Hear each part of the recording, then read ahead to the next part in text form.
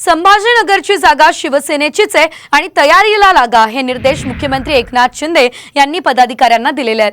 बुलढाण्यातली प्रचार सभा आटपून मुख्यमंत्री मुंबईला जाण्यासाठी रात्री संभाजीनगरच्या विमानतळावर गेले।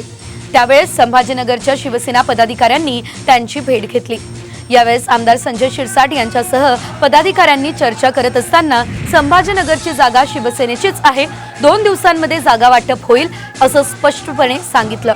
ही माहिती सूत्रांनी साम टीव्हीला दिलेली आहे। तर छत्रपती संभाजीनगर लोकसभा मतदारसंघातल्या उमेदवाराची उद्या घोषणा होईल, ही माहिती शिवसेना आमदार संजय शिरसाट यांनी दिली आहे। संभाजीनगरची जागा शिंदे गटाला मिळणार आणि उद्या उमेदवाराची देखील घोषणा होणार असं शिरसाट यांनी म्हटलंय। मुळामध्ये संभाजीनगरची जागा ही शिवसेनेची आहे आणि ही जागा शिवसेनेलाच मिळणार आहे।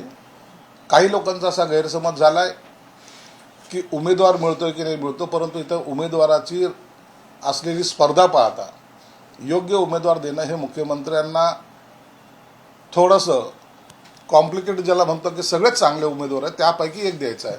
म्हणून या संदर्भामध्ये उद्या मी निर्णय घेतो असं मुख्यमंत्र्यांनी स्वतः मला सांगितलं।